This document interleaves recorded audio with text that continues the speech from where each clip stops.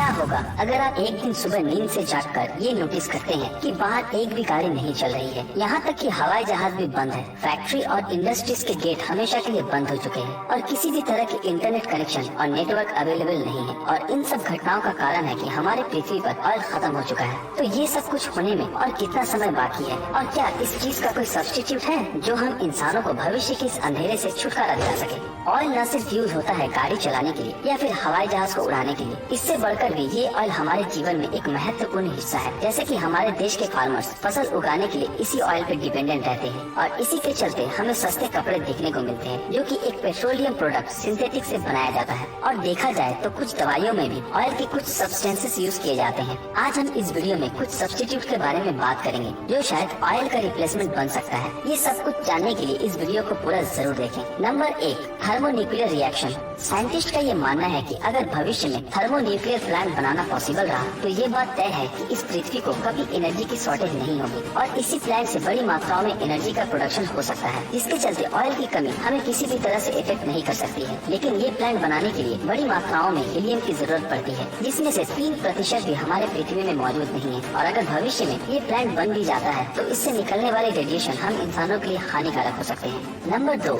Solar energy. Solar energy एक unlimited source of energy माना जाता है और हमारे पृथ्वी पे करीब 38% सोलर पैनल उत्पादन किया गया है। यही सोलर पैनल सन से एनर्जी एब्जॉर्ब करके हमारे डेली यूज की एनर्जी में कन्वर्ट करता है। लेकिन क्या आपने कभी ये सोचा है कि बादल के कारण अगर छांव आ जाता है तो उस समय पर कोई भी एनर्जी उत्पादन नहीं होगा और इसी कारण की वजह से एनर्जी तैयार करने की ये प्रक्रिया ऑयल को रिप्लेस नहीं कर सकती है। Number 3, hydrogen. हाइड्रोजन एक ऐसा गैस है जो कंबशन के वक्त बड़ी मात्रा में एनर्जी प्रोड्यूस करता है और इससे हमारी धरती पर कोई भी नुकसान नहीं पहुंचता है। कोयले, मीथेन, बायोमास, गार्बेज और पानी जैसे पदार्थों से हाइड्रोजन का उत्पादन किया जा सकता है। इलेक्ट्रोलाइसिस टेक्निक के चलते पानी से हाइड्रोजन को सेपरेट करना बहुत ही आसान है, जिससे कि हाइड्रोजन और ऑक्सीजन दोनों अलग हो जाते हैं और इसी की मदद से पानी में से हाइड्रोजन को स्टोर करना बहुत ही आसान हो जाता है। मगर ये बात भी सच है कि हाइड्रोजन से चलने वाली गाड़ी अभी भी डेवलपमेंट स्टेज पे है, जो शायद बहुत समय के बाद हमको देखने को मिले। Number 4, wind turbines. Wind turbine प्रकृति की मदद से चलता है और फ्री सोर्स एनर्जी प्रोड्यूस करता है। इससे पॉल्यूशन नहीं होता है और जिस भी जगह में इसे प्लांट किया जाएगा वहाँ का सिर्फ 1% स्पेस ऑक्यूपाई करता है, जिससे कि बाकी का लैंड यूज किया जा सकता है। ये टर्बाइन्स कम से कम 5 मीटर प्रति सेकंड की रफ्तार से बहने वाली हवा से एनर्जी उत्पादन कर सकता है। लेकिन प्रॉब्लम की बात तो ये है कि अगर हवा का रफ्तार ज्यादा नहीं होगा तो ये विंड टर्बाइन एनर्जी उत्पादन करने में नाकामयाब हो जाएगी। ऐसा देखा जाता है कि 33% एनर्जी की जरूरत को ऑयल पूरा करता है, जो कि अभी तक के लिए इन सब सब्स्टिट्यूट से रिप्लेस किया नहीं जा सकता है। वैसे देखा जाए तो हमारी धरती पे अभी 1.5 ट्रिलियन बैरल ऑयल बचा हुआ है और साल 1900 से अब तक हम 1 ट्रिलियन बैरल ऑयल यूज कर चुके हैं। और तो और अभी के कंडीशन में पूरी दुनिया का ऑयल कंजम्पशन है 34 billion barrel oil per year. और आपको ये बात भी पता होना चाहिए कि अकेले इंडिया के oil consumption 4 million barrel oil per day है। इतना ही नहीं, इंडिया सिर्फ 7 lakh barrel oil per day produce करता है, जो कि इंडिया के टोटल ऑयल कंजम्पशन का 18% फुलफिल करता है। यानी कि इंडिया को अपने ऑयल की जरूरत पूरी करने के लिए 82% ऑयल इम्पोर्ट करना पड़ता है। अब ये सवाल उठता है कि पृथ्वी में जो ऑयल बचा हुआ है वो कितने साल तक चलेगा? तो 2015 में ब्रिटिश पेट्रोलियम से जारी की गई एक रिपोर्ट के अनुसार ये जो 1.5 ट्रिलियन बैरल ऑयल हमारे पास बचा हुआ है वो करीब 54 सालों तक चलेगा। और क्या इनमें से कोई भी सब्स्टिट्यूट तब तक ऑयल को रिप्लेस कर पाएगा? आपको क्या लगता है? अपनी राय नीचे कमेंट में जरूर बताएं। दोस्तों, आज के लिए बस इतना ही। अगर ये वीडियो आप लोगों को पसंद आया हो तो वीडियो को लाइक और ज्यादा से ज्यादा शेयर जरूर करें। अगर आपने अभी तक हमारे इस चैनल को सब्सक्राइब नहीं किया तो सब्सक्राइब करके बेल आइकन ऑन कर दें। तो मिलते हैं आपके साथ अगले वीडियो में, तब तक के लिए अलविदा।